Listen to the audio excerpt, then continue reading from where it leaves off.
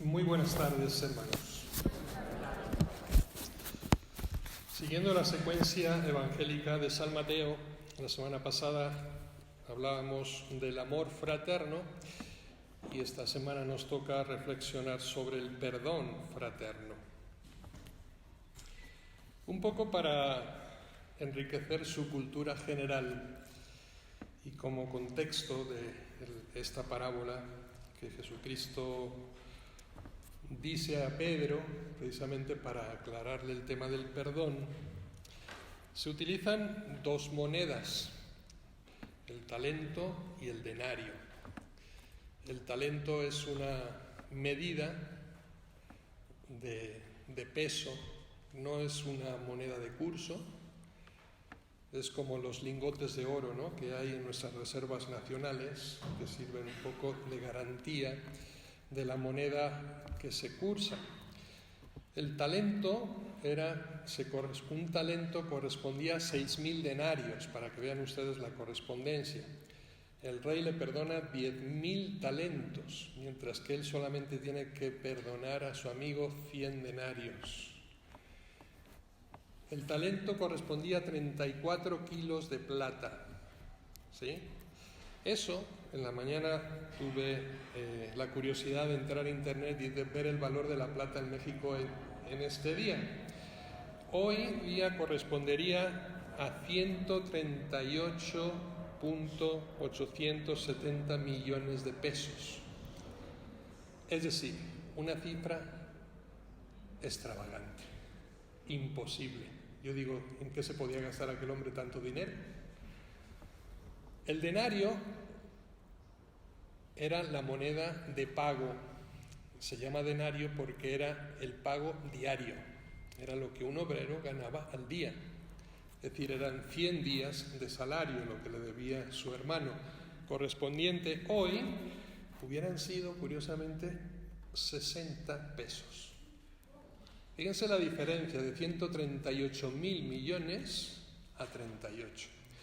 Es decir, Jesucristo está usando este contexto para que nos demos cuenta de la desproporcionalidad que hay entre el perdón que Dios nos da y el perdón que nosotros debemos ofrecer. Totalmente desproporcional. Es decir, tendríamos que vivir 2.000 vidas, ¿no? 2.000 vidas para poder cubrir esa deuda. Imagínense. 20.000 años de sueldos. Impagable. Bien, dicho esto, simplemente para contextualizar un poquito y que conozcan un poco más de cultura bíblica y cultura general sobre el talento y el denario, quiero empezar, como he hecho otras veces, con un refrán. El refrán normalmente es una expresión de lo que llamamos sabiduría popular y es consecuencia de la experiencia de vida. Es decir, hay algo evidente detrás, ¿no?, de una expresión refranera. Y dice el refrán castellano: amigo reconciliado, enemigo redoblado. Amigo reconciliado, enemigo redoblado. Y hay mucho de verdad en ese refrán. Hoy día podríamos decir, un poco más común la expresión, perdono pero no olvido, ¿no? Es decir, en la línea del Evangelio del Nuevo Testamento, en realidad no sería perdón, porque si no hay olvido, en realidad no estamos perdonando. Queda el rencor, queda el rechazo, queda la ira, que antes o después viene a pagarse. Es decir, el amigo que te ofendió de una u otra manera nunca vuelve a ser el amigo de antes, ¿sí?, conforme a la costumbre humana, no a la ley evangélica de la que Jesucristo hoy precisamente nos habla. A la luz de la Biblia, tampoco la parábola de Jesús es original, porque está repitiendo palabras del Génesis. Génesis 4:24 dice así: si 7 veces será vengado Caín, Lamec en verdad 70 veces 7 lo será. Es decir, ya era una expresión bíblica que Jesucristo parece que conocía y lo que quiere hacer es la comparación. Pero fíjense cómo cambia el verbo. El Evangelio habla de perdón, mientras que el Génesis habla de venganza. 70 veces 7 lo vengará. Curioso el dato, e importantísimo que lo tengamos en cuenta, porque nos va a ayudar a interrogarnos cada uno si vivimos conforme al Antiguo Testamento o al Nuevo Testamento, al Evangelio. Es decir, si somos judíos o somos cristianos, ¿no? Así habría que decirlo. Miren, el significado, por tanto, del Antiguo Testamento, podríamos usar la palabra perdón, aunque usa venganza, no es más que un acto jurídico que pretende superar la venganza. De tal manera que lo que se pretendía, y en la época de Jesús está vigente, es regular las conductas en caso de alguna lesión o de algún perjuicio hacia la persona o la propiedad, de tal manera que se pretendía evitar excesos a la hora de exigir la compensación por el mal sufrido. Es lo que todos conocemos como la ley del talión, ojo por ojo, diente por diente. Es decir, tienes que vengarte en la medida en que has sido ofendido, pero no más allá. Era un límite de la venganza, pero en el fondo seguía siendo venganza, ¿sí? Había una retribución por el daño que se había cometido. Esto llega hasta el Nuevo Testamento y yo diría que es un poco la mentalidad que tiene Pedro y por la que le cuestiona a Jesús: ¿cuántas veces tengo que perdonar? Y ahora vamos a entrar en esos detalles. Adoptar un perdón sin límites. Esto es lo que está pidiendo Jesús. Adoptar un perdón sin límites. Hemos oído muchas veces la expresión: la medida del amor es amar sin medida. La podemos aplicar al perdón. La medida del perdón es perdonar sin medida. Primer error que comete Pedro y que vamos a analizar a detalle. Es decir, la medida, si pudiéramos hablar de medida, del perdón fraterno sería en todo caso el perdón de Dios. Como sabemos que el perdón de Dios es infinito, ¿no? Misericordioso, como respondíamos todos en el Salmo responsorial, la misericordia es la que tiene que imperar precisamente en nuestra política de perdón. Se debe perdonar porque sería inconcebible retener para sí ese don grande, inmenso y gratuito que hemos recibido de Dios. Es increíble, Pedro acaba de recibir las llaves del reino y Jesús le ha dicho: lo que ates quedará atado y lo que desates quedará desatado. Y no sabe utilizarlo. Más bien lo quiere retener para sí. Ese es el primer error de Pedro. Dios nos ha hecho objeto, por tanto, de un perdón sin medida, por lo que hemos de perdonar sin medida. La última razón del perdón siempre va a ser el amor.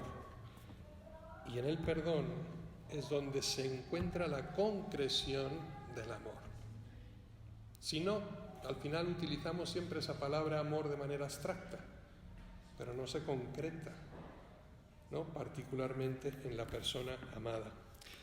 Y hay un sentido obviamente escatológico también en esta propuesta de Jesús, el ajuste de cuentas. Así empieza la palabra. Un rey que vuelve, ¿no?, y exige las cuentas a sus súbditos. Está hablando del juicio final, ¿no? El Dios que vuelve a pedirnos cuenta de nuestra vida, escatología. ¿Cómo será ese juicio de la humanidad? ¿Cómo será ese juicio personal y definitivo? La pregunta es, y he tenido esta discusión muchísimas veces, y la última en esta semana concretamente, sin hacer alusión al Evangelio que acabamos de leer: ¿justicia o misericordia? ¿Cómo nos va a juzgar Dios? ¿Con justicia o con misericordia? Son la misma cosa. son la misma cosa. Dios es infinitamente misericordioso e infinitamente justo. Por tanto, no hay oposición, no hay contradicción entre la justicia divina y la misericordia divina. Tengámoslo en cuenta, porque normalmente usamos parámetros humanos en la que no se corresponde. La justicia parece que es imperativo de condena, mientras que la misericordia es imperativo de perdón. No, en Dios no funcionan así las cosas. Seremos juzgados en el amor. La parábola del juicio final, que la veremos en noviembre, Mateo 25, 35 y siguientes, nos habla del amor, de la caridad, de la misericordia con el hermano, ¿no? Vengan a mí, benditos de mi Padre, porque tuve hambre y me disteis de comer, tuve sed y me disteis de beber, estuve desnudo y me vestiste, estuve en la cárcel y me visitaste, enfermo y me atendiste. Obras de misericordia. El juicio es misericordia, si nosotros hemos ejercido misericordia. ¿Sí? Pues esa es la clave de lectura. Cuidado, el aviso importante es que en ese juicio la medida será la que nosotros pongamos, no la de Dios. Es decir, nos juzgaremos nosotros mismos en la medida en que hemos vivido y sin posibilidad de fraude, porque ahí tendremos de frente la verdad, la transparencia plena. No podemos engañar a Dios ni a nosotros mismos, ni a nuestra conciencia. De tal manera que los que nos consideraremos justos e injustos ante Dios y el reino prometido seremos nosotros, conforme a nuestros actos. Y aquí es donde entra la parábola de hoy. Perdona y serás perdonado. Nosotros somos los que le ponemos la medida a Dios, ¿se dan cuenta? No es Dios el que nos mide a nosotros. Nos juzgamos nosotros mismos. ¿Cuáles son las equivocaciones que comete Pedro? Y yo diría que aquí serían un poco prototipo de las equivocaciones que cometemos nosotros a la hora de vivir evangélicamente. Yo creo que Pedro nos desilusiona muchas veces.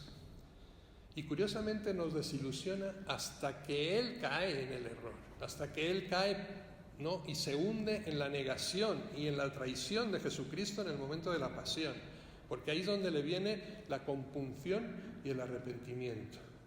Es decir, Señor mío, ¿qué he hecho? ¿No? Y cuando siente la necesidad de ser perdonado, y si se dan cuenta, el diálogo con Jesús es un diálogo de amor. Pedro, ¿me amas más que estos? 3 veces, Pedro, ¿me amas más que estos? ¿No? Por las 3 veces que le había negado. Y ahí es donde Pedro cae en la cuenta, ¿no?, de la importancia que tiene el perdón. Cuando ha experimentado la misericordia es cuando es capaz de ser misericordioso. Pero hasta entonces nos desilusiona tremendamente. Pedro nos sorprende al usar el verbo. Fíjense en el texto. ¿Cuántas veces tengo que perdonar? ¿No hubiera sido más correcto y hermoso y sobre todo justo decir o preguntar a Jesús cuántas veces puedo perdonar? Reconociendo la incapacidad humana, pero no viendo el perdón como una obligación, el tener que, el deber de. Este es el problema de Pedro. Esta es la mentalidad de la ley del talión, ¿se dan cuenta? Pedro está en el Génesis todavía. No ha dado el paso, no ha aprendido realmente la lección de Cristo. ¿Cuántas veces puedo perdonar? Jesús había puesto en sus manos, decía antes, las llaves, poder atar y desatar. Y era la ocasión de sacarle un verdadero partido, el mejor partido a aquella ofrenda gratuita que Dios había puesto en sus manos. Y Dios no esperaba otra cosa, precisamente que esa infinita generosidad por parte de Pedro, por parte de la Iglesia, entonces y ahora. Porque creo que muchas veces seguimos cometiendo aquel error original de Pedro. Segunda equivocación. Pedro sigue en ese contexto de la ley del talión, habla en términos de deber, de obligación, de contribución, yo me atrevería a decir incluso de penitencia. ¿Por qué, me pregunto yo, el sacramento de la confesión le llamamos sacramento de la penitencia? ¿No entra un poquito esa mentalidad judaica y no evangélica? No debe ser una penitencia la confesión. Debe ser un acto de misericordia infinito. No es cargarte una culpa, es liberarte plenamente de ella. Así tenemos que entender nosotros la confesión, no como un pago, ¿no?, sino como una exoneración total y absoluta de la deuda. De formación profesional de Pedro, o diría yo que de formación profesional eclesial, incluso hasta nuestros días. El perdón no es un deber, no es nunca un deber, no es una imposición, sino que es una estupenda posibilidad. Entiéndanlo bien, es una estupenda posibilidad. No es un peso, no es una carga, sino que es una liberación total. No es una obligación, sino un gesto gratuito, tan gratuito que yo lo llamaría loco, porque Dios está loco de amor por nosotros. Por tanto, la expresión del perdón de Dios es una expresión de locura, es decir, fuera de cualquier regla humana. Es la desproporción que nos quería señalar precisamente al usar esos conceptos monetarios. La posibilidad de imitar la misericordia sin límites del Padre. Y esa posibilidad la tenemos cada uno de nosotros, porque nos lo ha ofrecido como una gracia. De repetir ese gesto magnánimo y grandioso del Rey que hace pedazos ese documento que atestigua la cifra del verdugo, lo rompe, de tal manera que no podemos ser condenados por algo que no existe. Ese es el perdón de Dios. Ese es el sacramento que el Señor ha depositado en nuestras manos sacerdotales. Hoy día encontramos a mucha gente que dice: yo creo en Dios pero no creo en la Iglesia, no creo en los curas, no creo en la confesión. ¿Por qué tengo que decirle yo mis pecados a un hombre tan pecador o más que yo? Tienen toda la razón, pero es el modo en el que Dios quiere hoy seguir ofreciendo este perdón misericordioso, pese a todos nuestros errores. No lo dejen pasar. Por tanto, el perdón es la posibilidad de cambiar las reglas del juego. Y quiero que lo entiendan bien. ¿Cuál es nuestro juego, ¿no?, en este lenguaje del perdón? Es ese estúpido, diría yo, ping-pong. Todos sabemos lo que es el ping-pong y habremos jugado alguna vez, por lo menos de muchachos, ¿no? Es ese estúpido ping-pong donde la pelota envenenada de la ofensa, de la violencia y del agravio se devuelve indefectiblemente en dirección siempre del adversario. Pero no solo así, sino que con la fuerza aumentada y acumulada del odio por la venganza, por el rencor y por el resentimiento.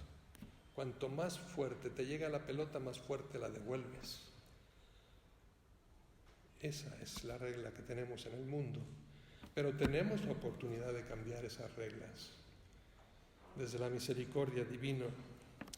El perdón es, por tanto, la posibilidad de que acontezca en el mundo algo nuevo, algo totalmente novedoso. Yo diría que el perdón es un acto creativo, sorprendente, y que revierte la dinámica del odio y del rencor en la del amor. Rompe el cerco sofocante de la violencia y produce lo insólito, dilatando siempre esos espacios de cordialidad. Nos quejamos de la violencia en nuestro entorno, pero ¿qué hacemos para cambiarla? El odio solo se puede vencer con amor, y el amor siempre triunfa. Lo curioso es que Pedro lo ve como una tarea pesada y un deber fastidioso. ¿Cuántas veces, Señor, tendré que perdonar? ¿Cuántas veces no lo hemos repetido nosotros, igual que Pedro, ¿verdad? Ojalá que hoy nos ayude a cambiar nuestra mentalidad y nuestra concepción de la realidad del perdón.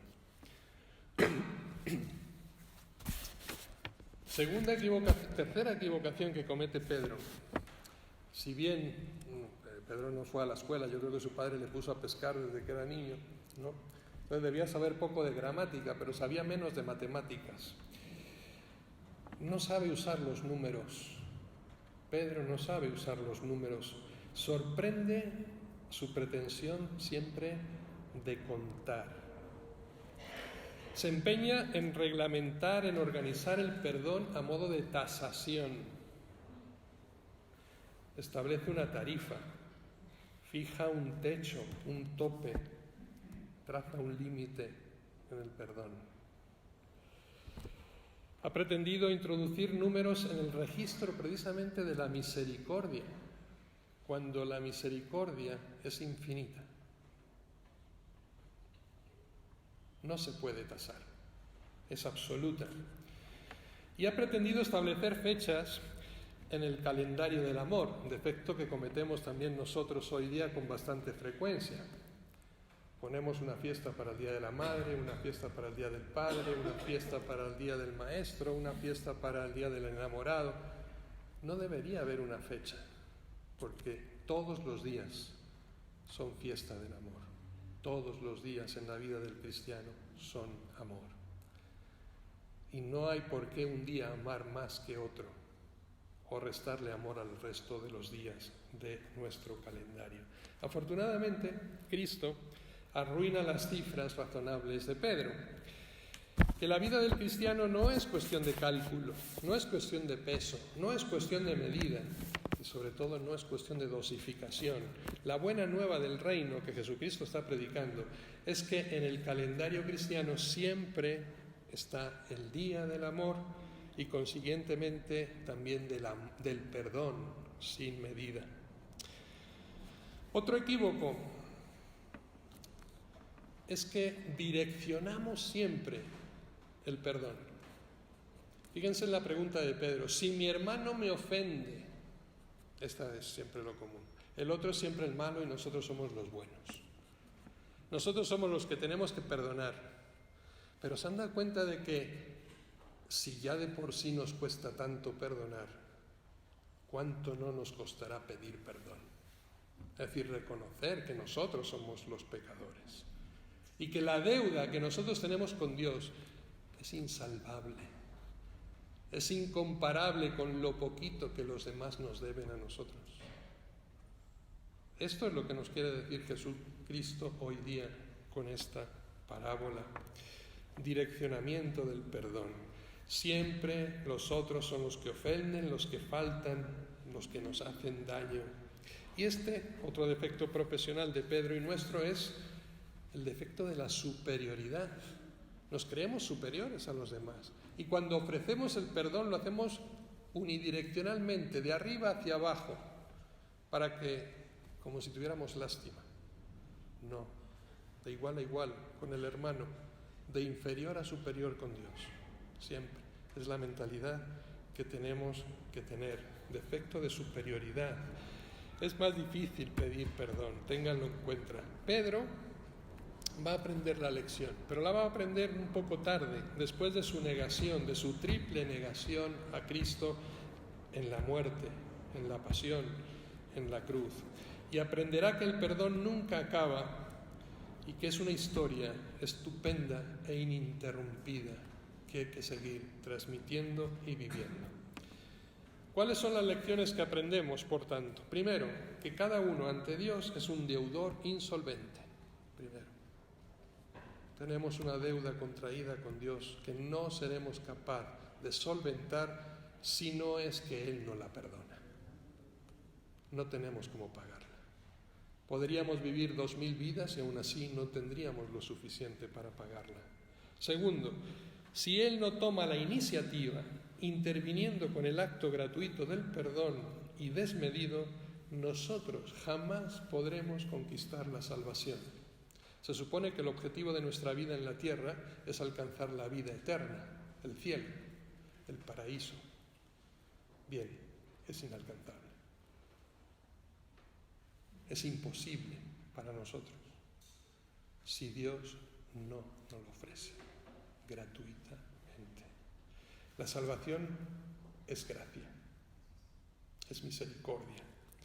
No podemos sino ser salvados por Él. No podemos salvarnos nosotros. Y existe esa desproporción, como decía antes, entre ese perdón divino ofrecido gratuitamente y el perdón que nosotros debemos a nuestro prójimo. Conclusión. Primero, el perdón se convierte en un acto ininterrumpido de transformación del mundo y que aplicamos muy poco, y así nos van las cosas en nuestra sociedad. Segundo, el perdón no consiste simplemente en enterrar algo que pertenece al pasado. No es una sepultura bajo el velo del olvido. No, el perdón es una resurrección. Ténganlo siempre presente. Tercero, es novedad, es acto creativo, es inauguración de una historia nueva. Cuarto, no es que tengamos que perdonar para ser perdonados, para ser salvados. No, nuestro perdón no es la causa de la salvación, no, es la consecuencia de la salvación. Es porque hemos sido perdonados, porque hemos sido salvados que podemos perdonar y que debemos perdonar a los demás. Quinto, nuestro gesto de perdón es la señal manifiesta de que estamos perdonados por Dios. Y por último, perdonamos no para que Dios nos perdone, sino porque Dios ya nos ha perdonado, es que somos capaces de perdonar a todos. ¿Cuál es el problema? Si seguimos al pie de la letra la parábola de Jesús, es que si nosotros no continuamos esa historia nueva de salvación con nuestros hermanos, si nosotros no somos misericordiosos con los demás como Dios ha sido misericordioso con nosotros, el perdón de Dios queda sin efecto. Aquel siervo, cuando no perdonó a su hermano, fue llamado de nuevo por el rey, siervo ingrato, ¿no? ¿Cuánto te perdoné y tú no fuiste capaz de perdonar? Y en ese momento el perdón ofrecido queda totalmente sin efecto. No por culpa de Dios, sino por culpa nuestra, que no hemos sido capaces de dar lo que gratis hemos recibido. Queridos hermanos, vivamos el perdón. Así como la semana pasada nos propusimos vivir el amor con toda intensidad en la línea evangélica, esta semana vivamos también esta nueva ley del perdón de Dios. Que así sea.